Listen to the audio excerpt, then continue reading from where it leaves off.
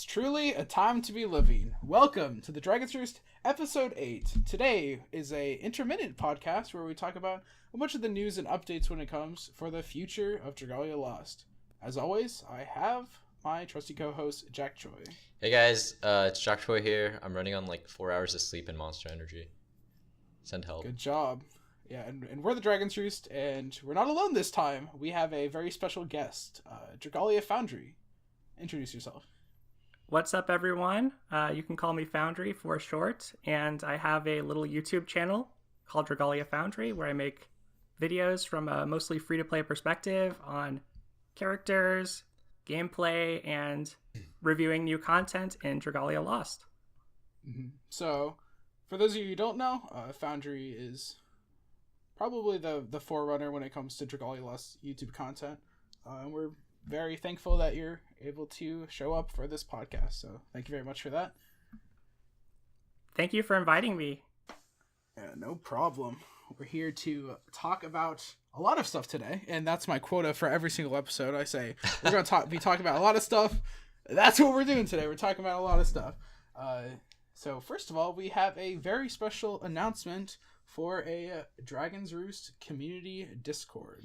Yep, so I've been working on kind of like a Discord server where all of our viewers can kind of talk to each other and communicate. It does have a focus on Dragalia Lost, but we're planning to kind of like adapt it to our Gacha gaming podcast, which is coming up. So be sure to join that. It'll become public around like tomorrow or like the day after recording, I think. So yeah, keep an eye on that, and the invite link will be in the description below.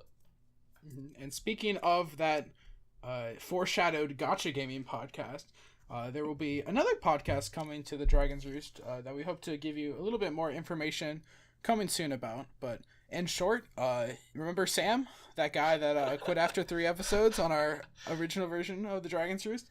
He'll be back, and he'll be here to help us with a kind of like a general gacha gaming podcast that goes over news and kind of like what other gacha games in the space, in the market, and what they're doing in terms of their games. So we hope to have you all along, and we hope that there's enough interest that some Dragalia Lost people that watch our videos can kind of hop on over and feel welcome there. It's going to be, a very similar cast to what you're used to.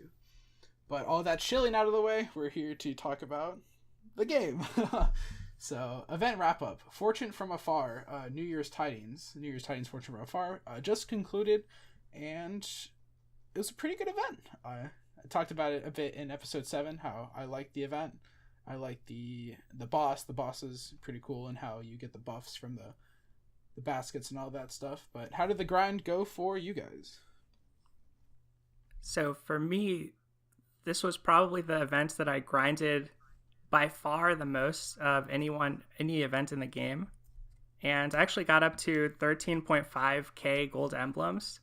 So normally I'll max out the gold emblems in an event and then be done. But because this event had all of those special rewards, and as a free-to-play player, it was sort of my only chance to get them, I spent way too much time playing this event. But thankfully, the visuals and the characters, the whole vibe I found to be really cool, so I didn't feel like it was as much of a grind. But the unfortunate thing was the random chance on those drops meant I was able to get pretty lucky, but I know that wasn't the case for everyone. So I saw that there were players quitting, and that was an issue, I think, with the event.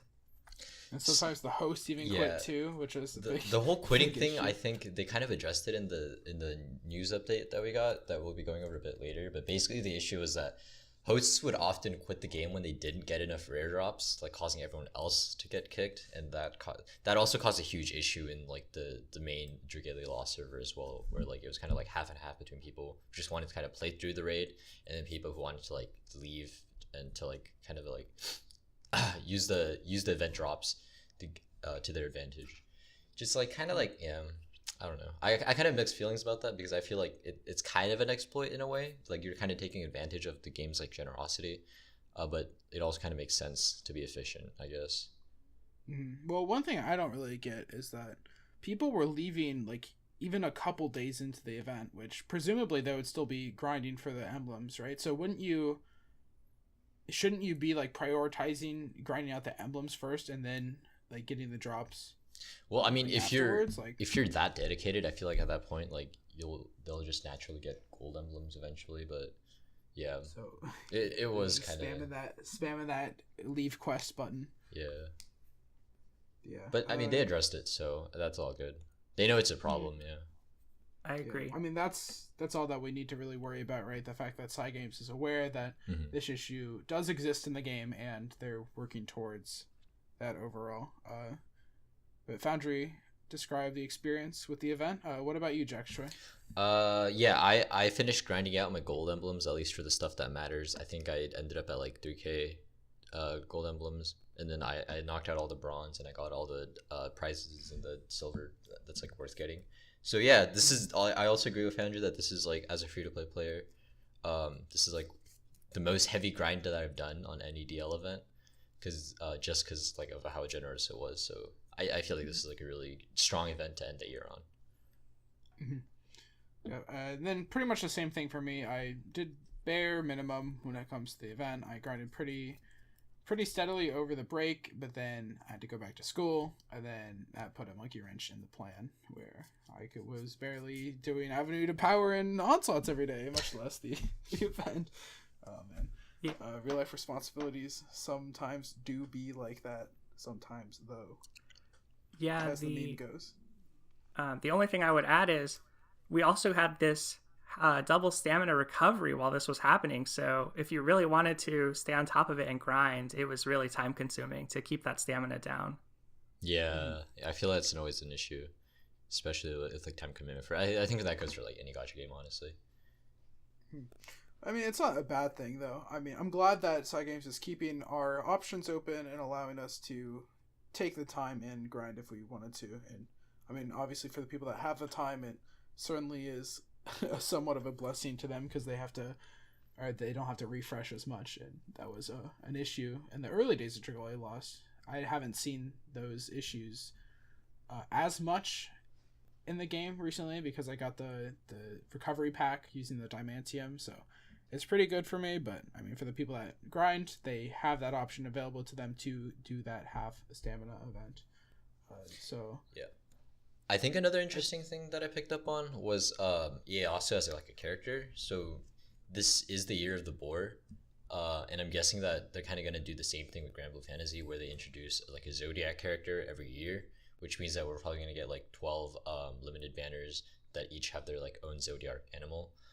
But I'm honestly kind of concerned as to how often they're going to rerun that. They rerun it like nearly every year for GBF, but like with only certain characters. So I'm hoping they kind of figure out a way to balance that out. Yes. That's an interesting thought that they're gonna like cycle through those characters, but I mean, yeah, Zodiac animals time is will like tell. It's a huge thing in Asia. It's like, yeah, the year you were born is like actually pretty significant for the culture over there. Yeah, like Year of the Dragon was like a huge one, I think. 2000, which is my Zodiac. So but yeah, regardless, you mentioned Ieyasu, and on the last episode, I said I was willing to venture that Ieyasu was my favorite 5-star in the game. And after this event, that I was able to truly kind of quote unquote grind it out. Yeah, he's just like, without question, my favorite 5-star character in the game. He's just so fun to play. His animations are hella slick, and cherry blossoms fly everywhere as he's stabbing you with his katana. Still repeatedly. Don't have him. Ouch. I mean, you never will get him. No. Wait, Foundry, do you have a Ieyasu?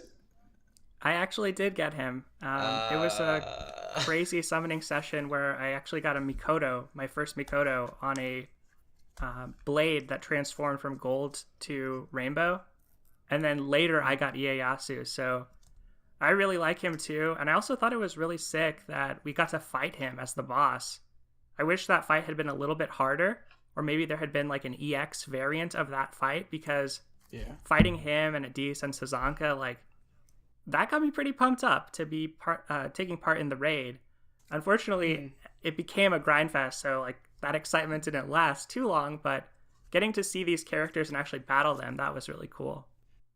Yes, that's something I hope they introduce more in the future, just like battling the featured units. Because then, let's say that you go into it without really rolling on the banner, you see what they're capable of, right? Like maybe it kicks your ass a bit. They just have like a really high tier level of that battle where, it's actually they actually put up a fight, and then that's when you kind of start seeing what kind of effects that this new gacha character has on the game, and then that can kind of entice you to pull even more. So that would be a good like business decision from Cygames to include those type of battles from here on out. A lot of gacha games do that. Like it's kind of like a dirty marketing trick in a way if you look at it from that angle, but that's I think it's cool, but they've really gotten better about this too, because on the first couple of events back in the day, like when Lily came out or when Naveed came out, they weren't really a part of that story for the event that was happening at the same time. And I think since Garuda and Luis and Lowen, pretty much every time the featured characters have played a big part in the story. So they're drawing you in, making you attached to these characters, and it is a good way to get people to summon, but it also hopefully makes people feel good when they do get the characters they want. Or awful when they don't. That's the bad There's always part. two sides to every coin. That's definitely something that Cygames is really strong at, is getting attached to the characters. Like I don't know any other gacha games besides GBF and DL where like every character has like a story that you can actually read and dedicate time to and get like a reward at the same time. I feel like that's really good for making you care about all the units that even if you don't use, like say like you like their design, it's like, oh, like I really like that character's backstory, then that can entice you to use that unit and try experiment new things. Character definitely counts when it comes to Dragalia Lost, and this is going to be kind of like a silly comparison, but bear with me as I kind of go through it. I find it very similar to like Overwatch and their character type like philosophy when making games, because you know how the characters have a very specific play style and they sacrifice customizability and depth because you're playing as a character. And I see that very similarly in Dragalia Lost, where you pull for a character and you get attached to the character, and that's what makes you like happy to play. Like I feel like a Albert Einstein when I play as Elith. I feel like a smart cookie because lightning speed, howling meteor, whatever. But I don't know where I was going with that, but it's out there now. I think it's a great comparison. I agree. Thank you. Both. I think both companies really like to focus on the characters and make people dedicated to certain characters and like get it really attached to them. And then, I mean, back to like the whole entire customizability part of my thesis there. Like, you don't have any customizability in Dragalia Lost aside from Worm Prince and Dragon. Like, the character has a set kit, and that's the kit that you use. But it doesn't really have much of an impact, and it doesn't make the game stale because, you love the character so much and you wouldn't want them to change for anything. So, that's the idea there. Yeah. With that being said, I think we talked enough about the event and subsequently character development in Dragalia Lost. So there is a new event coming up called Dream Under the Big Top. Now, this is a little bit controversial because it is a light advantage facility event.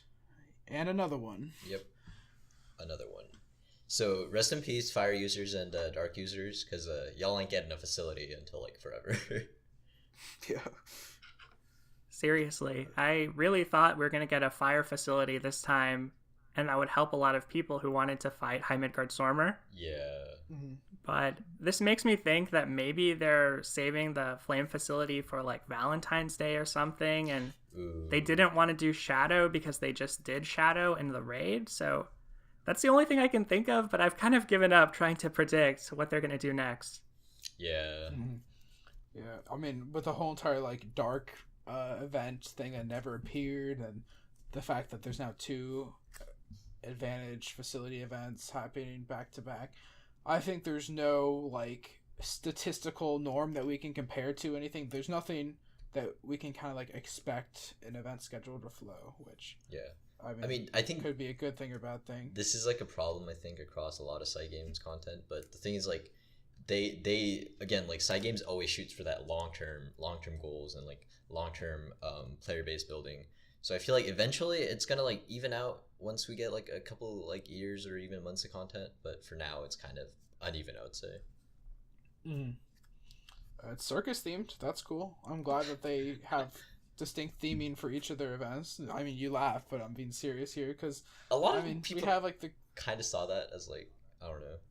People thought that didn't like really match the theme of DL, but I mean, but then again, like Cygames surprises us with like their story content, so we'll have to see about that. I mean, if you think about it, Alberia is like a whole entire fictional like nation. Yeah. So, I mean, it would make sense that they have like a wide variety of things to do. It's it's a fun little fictional world that sometimes big raid bosses, dragons try to take over the world, and then it becomes serious. That's why I see it. Like it's so crazy how like sometimes like the slice of life story of like some of the stories, the character stories and some of that, and then it suddenly takes a turn serious when Fragonov tries to take over the world. I definitely feel you on that. Those are some of my favorite stories where they start off slice of life, and looking at the description of this, it sounds like maybe it has to do with dragons in captivity because there's someone who's a dragon tamer in the circus, and it could become like heartbreaking if there's a really adorable dragon, although it kind of looks like a snake from the picture we have, but if it's in captivity, maybe we'll get a really good story in the end. And I think the whole entire dragon tamer bit is really cute because obviously in a circus you normally tame beasts, but because it's Alberia we're talking about, dragons are kind of like the lifeblood animal that you see most often, so dragon tamer it is. Hell yeah. Right. Actually, one thing I wanted to talk about was, what do you guys think the weapon is going to be for the dragon tamer? If I had to guess, let's see. So there's a lot of staffs already in Light, and I think she'd be a ranged character, so maybe wands, but there's already Amane and Lucretia, so it's hard to say. The other character is said to be a dagger wielder, but I'm not really sure about the dragon tamer. Yeah, I think it's gonna be wand too for the most part, because that, I don't know, like dragon tamer, I don't know what else can kind of fit. Like sword would be weird, lance would be they introduce a new like whip weapon. Someone was joking about like a new weapon that like shoots out dragons. That'd be pretty hilarious, but a dragon gun. Yeah. Pew pew pew. All right. So any other comments about Dream Under the Big Top before we move on? One small comment is, I just wonder if this facility is going to be identical to what we got in Halloween, or actually a little bit different, like maybe affects different stats of light adventurers. I think it's probably just going to be the same thing, but I am curious about that if they actually mix it up in the future. It feels like we're still in the early stage of the game where they're just going to make the facility the same as it was before. I hope they start giving out like HP facilities, because that would really help with getting over the HP gates for high dragons. Yeah, like pure HP. Yeah, facilities? yeah, like just HP. just HP buffs. I think the more the game goes on, that's when they can kind of afford to be more creative and deviate from like what's expected. But maybe they just start doing it early on because they've already given us 2 light facilities, and it's like, okay, I mean, I'll take a 16% buff, sure. They probably stack, right? We can assume that they stack with the facilities. I really hope they stack. Me too. I mean, if they don't, there's kind of no point. I mean, there is point because there's obviously the rewards and things like that, but there kind of is no point. Yeah. And for newer players, like if you weren't playing on Halloween, it's nice, but hopefully they stack. Hopefully they stack. If not, man, what are we even worrying about? All right, so there was a new banner that was snuck in between the cracks before the next event. It's called Gala Dragalia, and people call it like 6% bait or something. I don't know. There's some meme titles. So yeah, for those of you who don't know, Gala Dragalia is like increased rates and an exclusive like 5-star. I'm not gonna lie, I was kind of triggered when this was announced. I was kind of mad. You're kind of triggered. Yeah, because I mean, it's like, first of all, it's 3 limited banners in a row, and like I feel like Dark Banner, a lot of people pulled on the Dark Banner, so they're not going to be high on like currency to roll. And then now we have like a rate up, so like people are gonna be like, oh, is this the time when I like wail and buy to get Cerise, who's also a fan favorite and loved character next to Mim. She's definitely up there in terms of like favorite characters. So I kind of agree with the people who do say that it's bait. Yeah, I do agree, but to quickly just go over what the banner is before like we go into any discussion on it. It's a increased rate up banner where the 5-star is increased from 4 to 6% for each roll. It's then split up into, I believe, 3% Worm Prince and then 1.5 Dragon Adventure. Can anyone confirm that? I think that's how it is. 0.5 is on Cerise. So, yeah, total it's 1.5 on Adventurers, I think. Yeah, so it's Worm Prince 3%. I see it now. 1.5% for Dragons, 1% for Adventurers, and 0.5 on Cerise, which means that 1.5 per Dragon Adventurer. Yep. So pity rate does exist in this banner, which was something that people were kind of talking about. It does exist. I pulled a lot on the banner because that rate up is not a joke, you know? Like that's normally 10 pulls of pity just being thrown your way because it's a limited time banner, and of course you get the ability to get Cerise and the ability to roll higher rates for Worm Prince, Dragons, and base game 5-star characters. So, I mean, despite some criticism that we have for being low on resources, I was not, because I got lucky in the banner, so I come from quite a biased perspective, but I like the banner, even though I kind of got screwed over on luck. It's a nice little thing that they add in here. Were you guys able to get Cerise? I wasn't. Yeah, same. What about you, Foundry? I won't say. I have an upcoming summoning video about Cerise where I'm going to pull on this banner, so I'll leave it up in the air. Please check that out. But link in the description. I spent, so far on my channel, I already spent like over 10k Wormite, 20 singles, and 2 10-folds vouchers, and I didn't get her. So I think this is a banner where you have to really be well informed going into it. If you see that 6% and somehow think that's all on Cerise, that is not the case, and she's still very rare and actually harder to target than a normal Focus 5-star with the way the pity rates work out on this. So really, going into this, if you're happy with any 5-stars like Worm Prince or Dragons or base Adventurers, then it's probably a good idea to pull, like if you're a new player and you just want any characters. But if you're more enfranchised, like this is probably going to be a lot of Eldwater for you. So the good thing is she's going to come back, or Dragalia is going to come back every 2 months. That's what they're sort of saying right now. So we'll see if she comes back and she's even harder to get or just about the same. But I do think this is a little bit unfortunate for a lot of players. It's kind of this hat trick by Cygames where they're like, limited banner. And now everyone's favorite character, including one of my favorite characters, and that's why I tried to pull for her so much. Yeah. Next thing you know, they're going to release Mim for the next gala, and then that's going to be game over for a lot of people who's free to play. They're going to be like, yep, this is where my free to play life ends. This is where I wail. Mission failed. We'll get him next time. Yeah. I mean, overall, yeah, Dragalia, it's an interesting banner. I guess I can talk about my polling on it. I think I did like 8-10 polls or something. Didn't get God, you guys pulled a lot. It's okay. I mean, that's 6%, man. That's 6%. But I got a couple dragons. I got an extra Agni. I got an extra Nidhogg. I got Naveed, right? Two copies, not Naveed. Yeah, well, I pulled on this banner a single poll ticket with like a 7.5% pity rate because YOLO.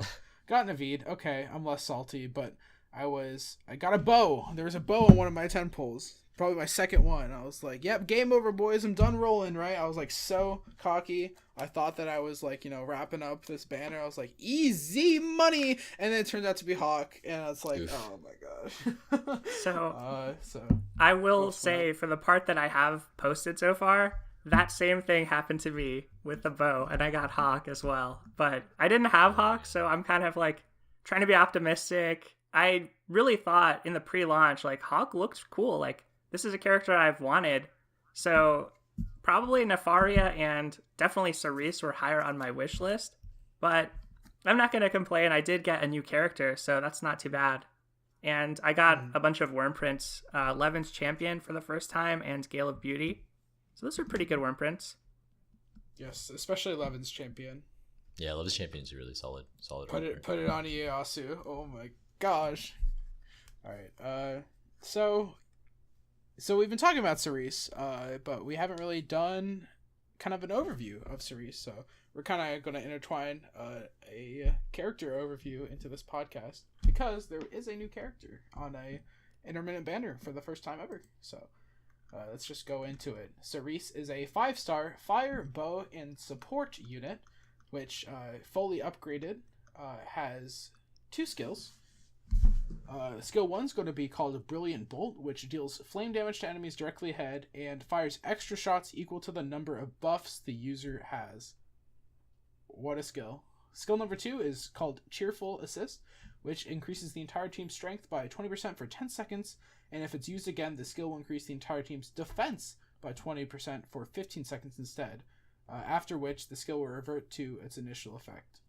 So, interesting character. I know we say this for basically every single new character, but we really got to hand it out to Cygames for really putting in some interesting new effects that are different from basically anything we've seen in Dragalia Lost so far, and I hope that they keep it up because they have a lot of design space in the game that they've created to kind of keep this up. So what do I mean when I say that Cerise is an interesting character with good effects? I'm mainly talking about that Brilliant Bolt that deals with the buffs. So obviously you put her on a team that gives you buffs, and she gives herself buffs, and then I mean, if you're using her with a team that also has like global wide team buffs, she just gets better and better, and it's very interesting for like team design. Her first skill kind of reminds me of but yeah, her first skill kind of reminds me of Naveed. I think Naveed has like a similar-ish. I actually don't know that one. I'll have to look that up to confirm. I just pulled Naveed, so I don't really. Yeah, I can chime in if you want, because I have Naveed. Go for it. Sure, go ahead. So the difference with Naveed is his is more permanent. He has a second skill that buffs his own defense, and he basically gets like a floating stone that stays around him for the rest of the match. And he can scale up to 5. But with her, those shots will depend on the buffs that she has at the time, and her second skill, it's a limited time duration. So it seems like the goal with her is to kind of like try time it out so you have a lot of buffs up right at the perfect moment, and then use Brilliant Bolt. But honestly, just on her own, even if you're not able to get those 7 extra shots, like she's still going to be a pretty good character because she's buffing team strength that much and has a pretty good attacking skill from what I can tell. So, So overall, the abilities, this is the overall sad part. Sylvan Strength 2 increases user strength by 2% and critical rate by 1% for 15 seconds for every 20 hit combo. That sounds confusing, but it's essentially you're a bow, you're going to be shooting a lot of arrows. Every single time you get 20 hits, you're going to get a slight buff to your strength and critical rate for a short period of time. Here's the sad part. Woodland Blessing number 2 reduces susceptibility to stun and... Actually, it's not sad. Never mind. So it's stun res too. It's stun and sleep res on this character. Yeah, it's double stun res, before. which is like crazy. That's crazy. Wait, it's not sad. Wait, it's crazy. What do you mean sad? I was so confused. It's not sad. It's sad for all the 3 stars. It's sad for all the 3 stars. Yeah, but don't listen to me. Don't listen to what I was just saying. It's stun and sleep res. For some reason, I thought it was mono sleep res. But stun and sleep. What? This is insane, dude. Yeah. All right. That also kind of ticked me off. Increases duration of buff skills by 30%. So duration increases. What is happening, dude? And then skill haste 8%. Oh, okay, this unit's just insane. I honestly haven't had a full look at this unit before this podcast when I was reading out the skills. But holy crap, is she good. She also has the highest stat total of any character in the game right now. Mostly on the HP side, but yeah, she has the highest HP, and together her strength and HP are more than Julieta, who was previously the strongest. So it's pretty crazy how good she is. And as time goes on, you can start seeing more variations in like high Midgard Stormer teams, because I mean with the fact that there's both of the reses there, we can just keep on building teams that kind of fit along with this. I wouldn't be surprised if like a buff centric team would take on High Midgard. You know, just like characters that give team wide buffs and that stack onto Cerise, and then Cerise is kind of like your glass cannon of the team that just deals that DPS faster than anyone. Yeah. That's the other thing that I noticed is that last skill is pretty interesting, buff time, which increases duration of buff skills. And we've actually seen a lot of other characters in the past that like gain power-ups from receiving buffs. So I'm starting to wonder if they're trying to like make you do like a team comp where it's like focused on buffing your characters and using skills that use those buffs to like gain more strength and like more damage. I think so far like the notable ones are like Xander. I know Pia has like something that gives strength, and I can't recall more, but those are Karina. Like, oh yeah, Karina. That's she's strong already, but like if she gets like a buff team, whew. So I think we should do the overall gotcha banner idea here. Pull or not to pull? My opinion, for me personally, it's definitely a no pull because I already have Mikoto and Ezolith. I don't really need more. Yeah, I don't need more like 5 stars. So like usual, I think it depends on your situation. If you don't have a lot of good fire characters, I would definitely say roll. But on the other hand, you can also just wait for the next Gala Dragalia banner where hopefully you have like more or might saved up so you can pull even more and get those pity rates up. Yeah, I kind of agree with Jakchoy. I would take it in a different direction a little bit and say if you're a newer player, this is probably a good time to summon because you don't necessarily have a lot of things already and you're going to be getting fewer duplicates than a more enfranchised player. And Cerise having those dual res to both sleep and stun. You know, if you're an experienced player, you might already have a stun res character and a sleep res character somewhere in your barracks. But if you're new, this is kind of a good way. She can be your one character to help you catch up on both types of content where those afflictions matter. So I think that's a factor. And besides that, if you really like Cerise, you can try summon for her, but it is going to be really hard. And there's no focus 4 stars on the showcase, which are usually the easier things to get. So if you're more enfranchised, even though I summoned for her because I really wanted her, I would say strategically it's probably better to wait. Like you said earlier, Foundry, I think it's a case-by-case basis that everyone really needs to do their research and decide for themselves. My theory when it comes to Gala Dragalia banners is that the characters on rate up, like Cerise in this case, or like the featured 5-star character, is going to be leaps and bounds above like a standard 5-star character. We saw that in the ability to have that both reses on a character, which we thought was previously like impossible. Like I don't think we've seen this before on any character. Is that correct? You're right. Yeah, so this is a completely new thing. So I think that Gala Dragalia banners are going to have like 5 stars to the extreme, basically. And we see Cerise here. She is really good. And the fact that we see a bow that's really good is kind of ironic in a way, but it really just shows the power that these Gala Dragalia rate up characters really do contain. For me, I see that 6%. I like that 6%. I crave that 6%. So I went all in on the banner. I'm now stuck with 145 Word Might and 20 Diamantium in my account. Something is completely wrong with me, but it was worth it because we tried to get Cerise. We showed Cygames who the true best girl of this game is with my wallet. I'm not too sure about best girl. I think Nefari is still number 1 in my heart, but yeah, sure. I mean, for the sake of keeping this podcast shorter than 3 hours, let's not get into a waifu debate. That's like the worst thing we can get into right now. Yes. So big news dropped on us. What's ahead for Dragalia Lost Part 2? There's a lot to talk about when it comes to this update, but it starts off with a Cerise unit overview in that the Dream Big Under the Big Top happened. So we already kind of discussed that. I wouldn't say ad nauseum, but to a point where I think you guys kind of understand where we're coming from when it comes to that.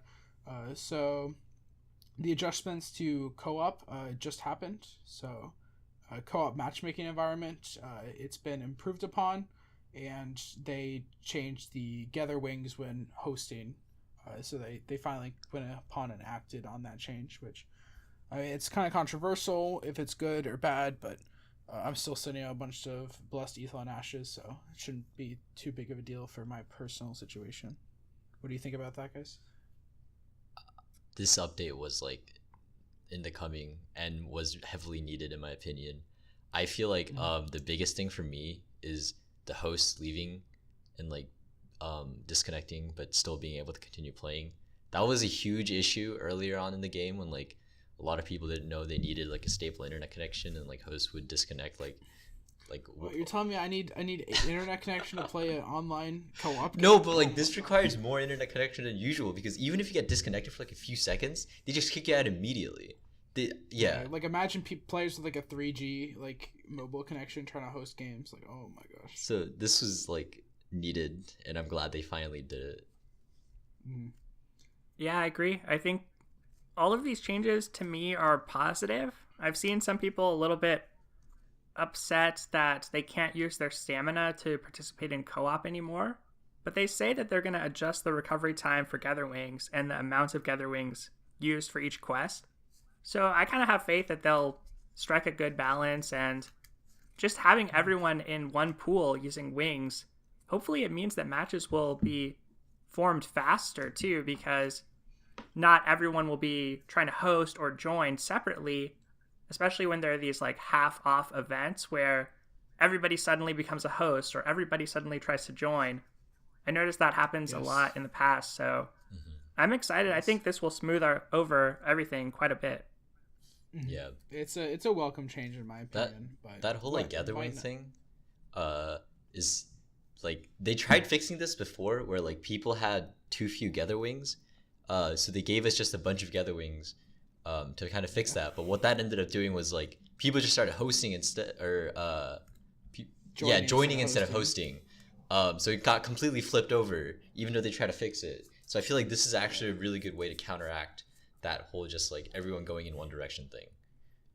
The way I see it though is like it's like the devs of Cygames are like sitting on a seesaw, and it's like do we value stamina more or do we value gather wings more, right? And then when they gave us all those like gather wings, the seesaw like started weighing down like on the other side way too much. And then they're like, crap, we need to fix this. And then now they're kind of trying to balance it, you know. They have that seesaw and they're trying to get equal weight on both sides to kind of keep it even. I mean now they basically I'm glad they're putting forth the effort. So it's not even a seesaw anymore. It's just like they just kind of sawed it in half. They just kind of sawed it in half. But I mean, I feel like the issues were kind of a natural occurrence, because when you deal with different types of, I wouldn't call it currency really, but resources that you need to expend in order to participate in the events and quests in the game, that's just kind of natural. Obviously one is going to overtake the other, but I mean, I'm glad they're diligently working on fixing the experience for players. But what might not be so welcome of a change, at least for me, is they're just giving out 5-star tickets like they're Halloween candy. It's like, here kids, just take this Kit Kat, take this bag of Skittles. We're giving everyone another 5-star summon voucher to start off 2019. Oh wait, we already had one of those to start off 2019. It's like, I don't know, in total there was 5-star vouchers that are like quote unquote given out. There was the New Year's pack, 2 versions of the welcome pack, the Cygames Fest, and now this one, which means that we get 5-star tickets in addition to the Platinum Summon Showcase that also gave us another adventure. I think they're giving these out way too much, and it devalues kind of like the effort and money spent from the dolphin/whale players of the game. I mean, I think Foundry will agree with me here, but like to free-to-play players, this is like music to our ears. Like, yes, please, I mean, of course it is. Please give us more 5-stars than a lot of Elkwater. But I mean, honestly, even from like a paid like even from like a whale perspective, I don't think it's like that bad of a change, because again, this is kind of like to compensate for the people who started early in the game, and it would be unfair if those guys didn't get an advantage while like new players can just get a 5-star right off the bat from their first summon. So I feel like this is like a way to even it out. But I do agree that they shouldn't give out 5-star tickets without reason. I feel like now they kind of need to bug it down. I think they need to. I feel like they need to calm down with them at the very least, because you have no idea how bad it is to pull 3KL water off of one of these tickets. Like, there's very little like reward for getting a previously pulled character in a 5-star summon. Yeah, that's a big thing, I think. As a free-to-play player, like, this is a gift that I'll happily accept. But as a lucky free-to-play player who has a lot of natural 5 stars, this is most likely going to be Eldwater. And so, to me, I think that is one thing they still need to address, is how much Eldwater you get when you get a duplicate. It is a pretty feel-bad moment for most people, and it would have been nice, since for new accounts, you'll be able to reroll if you really want to do that. It would have been nice if this ticket was like to actually pick a character that you want. But I agree with what Jakchoy said. I think it keeps it fair. And at the end of the day, this game is not competitive. There's no PvP, at least right now. So I hope that from a whale or dolphin perspective, it's not like you're getting behind necessarily, but it does create a feel bad if you did spend money on a 5-star voucher and just get duplicates on that and on this. So I see what you're saying, Reala. Yeah, I just think it overall like devalues like whales as a part of the community. But I mean, that's just a personal bias. I don't think it's a bad thing for the game. I just think that it doesn't really make the 5-star characters as elusive as they should be, you know, because someone with the right amount of luck and just the fact that they bought the welcome packs and the New Year's 5-star voucher, they could have a collection just as vast and expansive as a whale. And that kind of like distinction is not something that I've seen a lot in gacha games, because I meet this quota every single episode for my fake Grand Order reference. But in that game, you have a 1% chance to roll that character, and there's only one guaranteed 5-star gacha every year. And so there's a clear difference between the minor whales in the game having a bunch of good servants and the free-to-play players that don't really have that much in their account. But again, personal bias. We can move on from that discussion if you guys so desire. Yeah. New content. The next, this is huge. We've been waiting for this for a while. So you guys probably know that there's a huge gap difference between like Imperial Onslaught and High Dragons. Mm-hmm. I think we even discussed that in episode like 5 of our podcast, where we're looking for kind of like a mid-tier between the easy plebeian quest that is High Onslaughts or High Imperial Onslaughts and the High Dragon Trials. So we kind of need like a middle ground for players to kind of farm up on.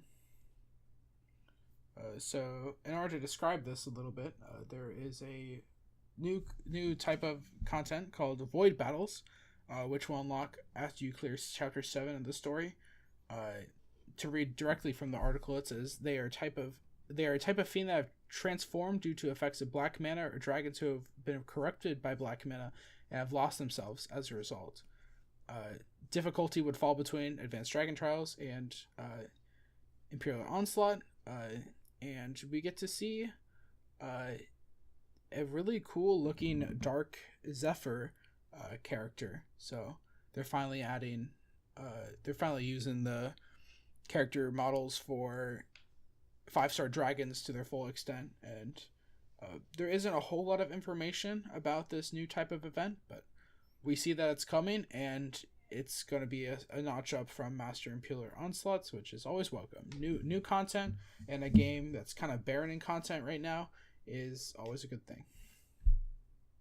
Yeah, I'm really excited about this as someone who is a little bit closer toward that end game, where right now Imperial Onslaught for me, for a lot of the maps, I can auto battle them, to be honest, if I have the right setup.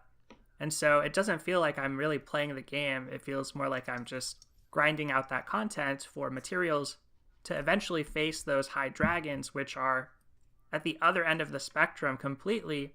And I was recently able to beat High Midgard Stormer, but something like High Brunhilde is still like months away for me. Mm-hmm. Yeah. So the other thing that's super cool to me about this is just more enemy variety. the fact that we're facing off against these evil or corrupted versions of existing dragons, I think it'll be a nice mix-up to have different bosses, different hit patterns, even though they kind of mention Hypnos in the announcement. So maybe it's a way for them to get in old raid bosses too, but there's also a little bit of something else about weapons that you can craft from these events. So all in all, I'm really excited about this. Yeah, same sentiments for all of us. Yeah, I think. that weapon change also is a huge thing. I think we really lack variation in weapons right now, especially because like people don't mention this a lot, but like every weapon gives a skill, and sometimes like an elemental weapon for a character isn't necessarily the best match due to that skill. For example, like let's say for like healing, I know that like certain elemental wands like gain an extra healing ability, while like others are just like damage, and you don't really need that on a healer. So I definitely feel like they need to include more weapons and like more types of weapon skills so that people can actually like change up their abilities to optimize their characters. Yes. So overall, good thing. Happy for it, right? Yeah, I would just say I agree with Jakchoy so much. Especially at that end game, it's almost like there's one build and one weapon for every character. So even if there's just 2 or 3 of the different weapon types that have a high level of stats, that at least gives you some choices. And I think the next announcement from this is also going to give players some choices as well. Yes, which is the Wormprint edition. So this is something that they kind of left up in the air. They're just like, we're considering giving you 2 Wormprints, but we don't quite know like what the ramifications would be for that, what kind of stats we're going to attribute with each Wormprint, because I think they're trying to balance it in such a way where you don't get like the full might edition and the full like HP strength edition from the Wormprint. So they're trying to figure out a way to balance it, but overall what they're trying to get at here is that you can take team comps to the extreme by equipping 2 different types of Wormprints to your characters and get their effects. The example specifically brought up in this article is the High Dragons. So, of course, since you have a Wormprint for High Dragons, it was kind of set in stone what kind of Wormprint that you would be using with your character.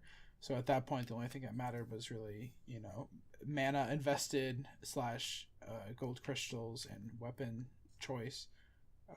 Basically your 5-star elemental weapon. Yeah. So now there's a bit more variety, now there will be a bit more variety when taking on High Dragons. So, or just basically just any type of quest really. You can equip a Wormprints to make farming easier, to make farming more efficient.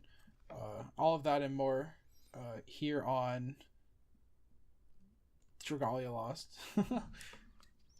The other thing is like, now that we can, if we do go through with this change and allow us to like equip double Wormprints, I would actually be okay with event Wormprints coming back, because now you can equip like one event Wormprint, and then like on the second you can equip like a Wormprint that actually like helps your units gain more power. Ooh, wait, that's actually an idea that I just had. So event Wormprints, how we had the facility event Wormprints that give us more like goodies to exchange in the shop.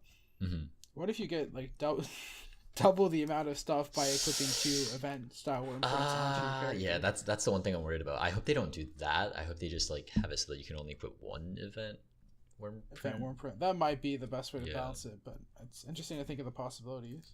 Yeah, they say that they're still testing out the restrictions they might include on this, and it's going to happen later in the year. So the Void Battles thing with the new weapons, that's at the end of February, it says. So this will probably be even later, but I'm just relieved for all the players out there who get these Wormprints and feel disappointed or feel salty that these are pity breakers, and they honestly kind of have felt that way because of the event Wormprints or the High Dragon Wormprints that you have to use. At least now they have somewhat of a purpose, hopefully, if this change works out. Yeah, that's the other thing is like, countering debuffs is a huge part of this game, and now that you can equip 2 Wormprints, that lets you kind of stack. If you are able to stack up like counter reses or just reses in general, that would be really good, because now you might be able to use certain characters that you couldn't use in certain raids or like High Dragons, but now you can because you can increase that res even more. Definitely. And that's exciting. Overall, the announcement, I'm not going to say that I'm underwhelmed, but overall, that's the biggest part of the announcement for me. Overall, when I was reading it, it was the standard stuff that we were used to at the start. We see the new Summon Showcase, we see the new event, that's all standard fare. But then you see the Void plus Wormprint additions, and I think that just makes this update really spicy and interesting. And I'm glad that all this new stuff is coming to the game, because overall, like objectively looking at the game, into the looking glass, I guess you could say, is that it's lacking content. Like let's be real. Yeah. You're essentially farming the same thing over and over again. So any type of variety or differences in gameplay that they could add to this game is overall going to increase the enjoyment that the general community is going to find in it. But I think that's basically everything we have to cover for what's ahead for Dragalia Lost. Yeah. So for our last topic of the day. Oh wait! I want to go over one more thing. I'm actually really curious as to what kind of status will be inflicted by the new dragon, or like new type of like content, because like the void battle. Yeah. I don't know if they're gonna like. Yeah, they might stick to. What if it's the opposite status infliction from the Yeah, see, that would be interesting. That'd be interesting. Yeah. They can switch that up and make you grind out like different characters than just like high dragon characters. So I feel like there's huge potential. Yeah, that is a really good idea. I hadn't thought of it all, and it gives relevance to so many characters who have that off type of resistance. And yes, you can use them in Imperial Onslaughts, but then they kind of lose their importance. So that is a really great idea. Mm-hmm. Yes, so that's everything for this, right? Yep. Okay. So moving on to our last topic of the day, which is very interesting because we're all here as players with very different spending habits and whale levels in the game. So for those of you who don't know, Foundry is a completely free-to-play player thus far. That's correct, right? That's right. Completely free to play. Jakchoy, I think he's a $25 boy. Yeah, on one welcome pack. Like $50-$30 maybe. Yeah, so he is cheap to play, and then over here, here with about $1,000 worth of spendings in the game. So you see that dichotomy here. But I wanted to have a discussion, just kind of based on player budgets, free to play, cheap to play, and Dolphins, and kind of their perspectives on the game, because certainly for me this kind of might be interesting for some to listen to, but I think that my high spending on the game has caused me to enjoy the game less to some extent. But we'll have Foundry take it away, because Foundry is the least spent dollars in the game so far. Sure. So this is something I've been thinking about a lot recently with the New Year's packs that came out, and seeing them as a really good opportunity to make some small purchases and potentially give back to the devs and get some good value. So I've been really debating and asked my community whether I should spend money or not and how they would feel about it.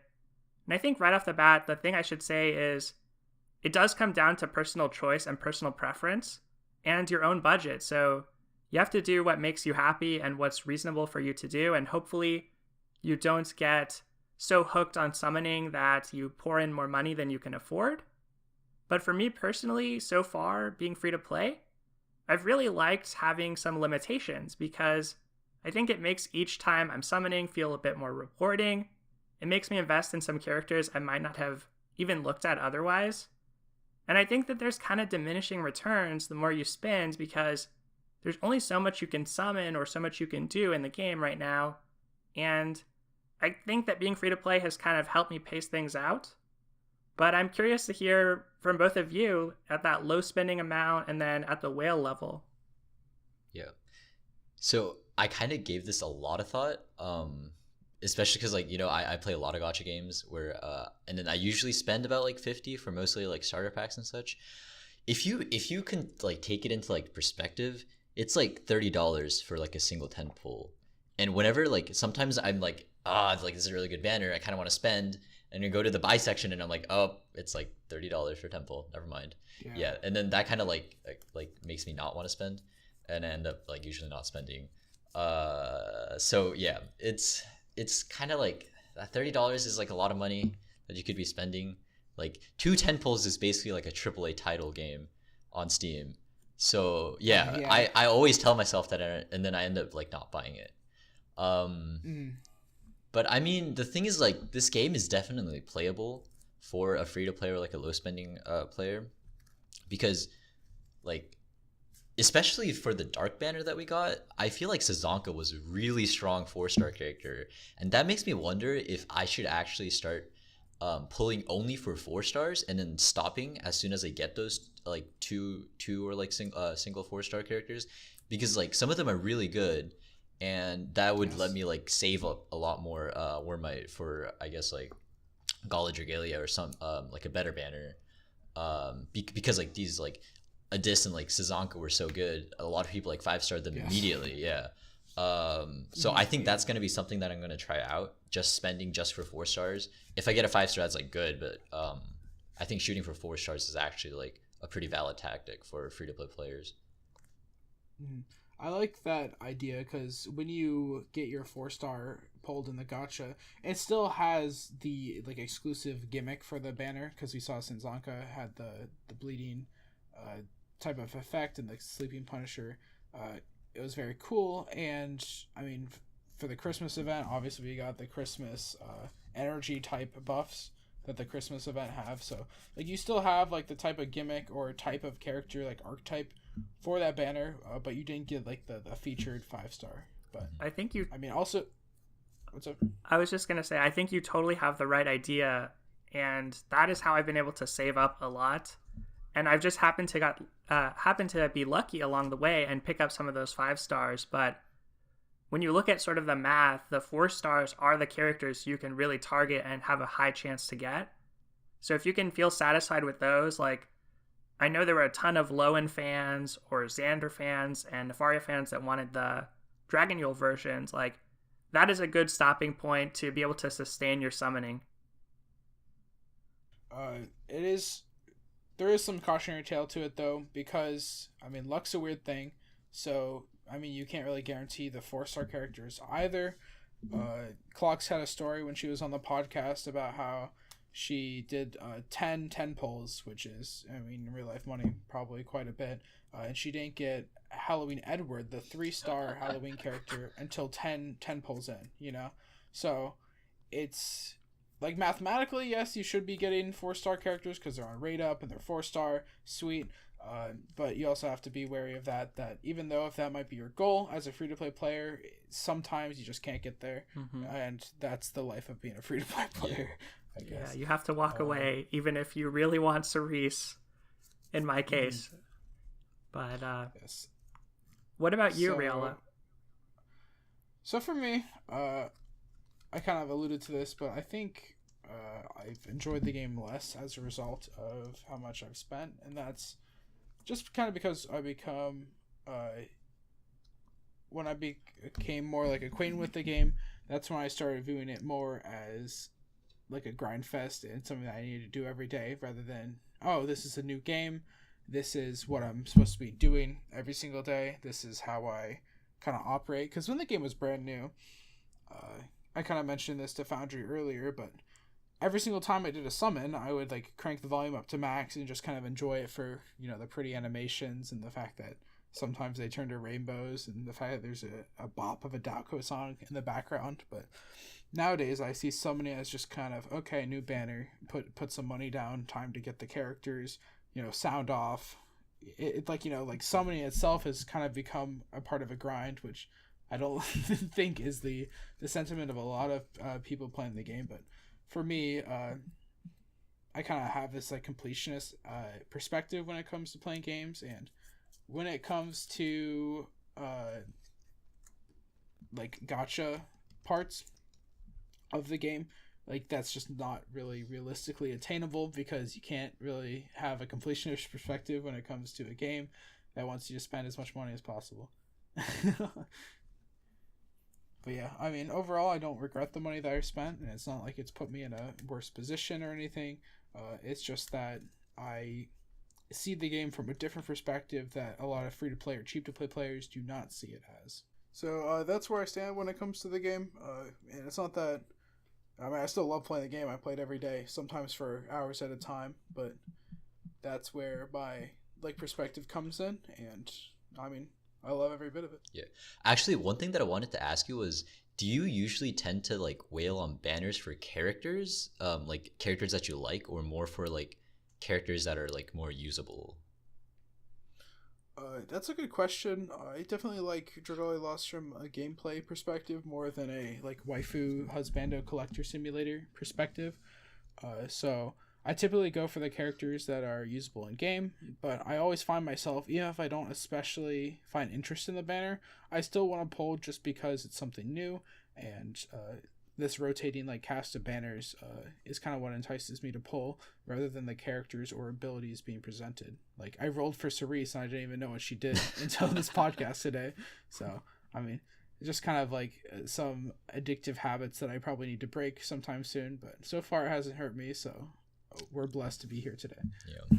For me, like spending wise, I think I just kind of wanted to add something is the times I usually spend money like on starter packs or like on special like stuff like the New Year's pack where you get huge discounts. What I tend to do is like when those discounts pop up, I take the pack, but I don't actually spend the diamantium on summoning, and I just spend it on daily deals, which I think a lot of people started were talking about it when the game started, but I don't hear about it a lot like nowadays. But I think that's still a huge part. If you want to like spend not that much, daily deals is a big way to get an advantage without spending too much. Yeah. Did you run out of diamantium from your welcome pack, by the way? Actually, no. I did for a bit, but then I bought the New Year's pack, and now I'm like good for like a couple like weeks for daily deals. Oh, the New Year's 5-star yeah, pack? Yeah. No, not the 5-star pack, but like it was like the $10 or something. It wasn't that much, but that's still the Dragon Unbind pack. I'm trying to figure out which. Okay. Yeah, that's some diamantium to keep you going.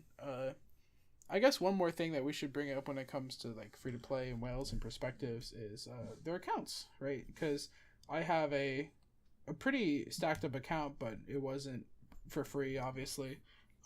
I have 11 natural 5 stars, and every 5-star dragon in the game, with the exception of Cupid and Marishi 10. So Sans, Cupid, and Marishi 10. And a smattering of Worm Prince as well. So, I mean, it's not like I don't have the account to show for it, but there are some free-to-play players that got pretty lucky, and I think you two are some of them. So, yeah, I mean, we were comparing characters earlier, and I think Reala has like two more natural 5 stars than me, I think it was. Yeah, so you have 8 and I have 11. So okay, so we have like at this point, because I got Naveed. three difference. And I just did a recount on mine, including what I'm going to be summoning pretty soon, and it's actually 12. So it's actually, that's kind of awful. But I have gotten insanely lucky for characters, but I've only gotten like 4 dragons, and then my Worm Prince are like about 11. Yeah, so I mean, there's still a clear difference there because I have more dragons than Foundry and more Worm Prince, but when it comes to characters, I'm kind of the loser there, which like you look at the spending, you're like, how does that work? You know, but I mean, that's kind of like the nature of gacha games. Yeah. House always wins, I guess. Yeah. Like Reala said earlier, it all like kind of boils down to luck, honestly. Some people might be more lucky than others. And yeah, again, like that can cause a lot of salt for spending players, but like it's random, it's luck, it's gacha. So just always keep that in mind, I think, when you spend money. Mm-hmm. And with that, does anyone have anything else to say? Because I believe we're at a point to wrap up the episode. I think that's pretty much it. I guess one thing that I should mention is I have way less 5-star dragons than Reala, probably. The only natural 5-star dragons I have are like all of the water dragons, which are like Leviathan, Poseidon, and Christmas John. So he definitely has an advantage on me there. But then again, like people kind of tend to view characters as like the end all be all like determiner of luck and pulling, I guess. So kind of depends on your perspective. And I guess just to bounce off of that really quick, I think the kind of funny thing is, for me, I actually really need the dragons if I want to do High Brunhilde. Like that's actually pretty gated behind a max unbound dragon. So having a lot of characters requires a lot of champions testaments to upgrade them, a lot of mana. And that is also a way that they kind of entice you to spend, is to get those guaranteed items like testaments and the unbind materials that let you accelerate your progress toward those endgame challenges. Yeah, for sure. But with that, this is going to be the end of the episode. We went through all the topics that we needed to talk about today. Thank you very much, Foundry, for being our special guest for the episode. Can you tell us a bit more about what you do and where we can find your content? Yeah, thank you for having me. I just want to say I really enjoyed listening to this podcast. I actually caught up on all of it over the winter break, and it was really funny. I thought it was really personal. And so I was really glad to get to take part. And you can find me on YouTube at Dragalia Foundry, youtube.com/Dragalia Foundry. So I hope that you check out some of my videos, and I'll definitely link over to this podcast once it's posted. So people who watch my content can check out the podcast, because I think it's really worth everyone's time. Yeah. Thank you very much for that. Appreciate that. Thank you so much, Foundry, for joining us. Quick reminder that the Discord server will become public soon, and we also have the Gacha podcast coming up. So make sure to keep your mind open for that and check it out when it's out. All right. And as per usual, we're terrible at any of these things. So Yeah. Thanks, everyone. Bye. Bye. That's all for this episode of The Dragon's Roost. If you liked the episode, please give it a like and talk about it with us in the comments below. Subscribe and hit the bell to stay notified, and check out those social links in the description. I've been Reala, and I thank you for watching the Dragon's Roost podcast.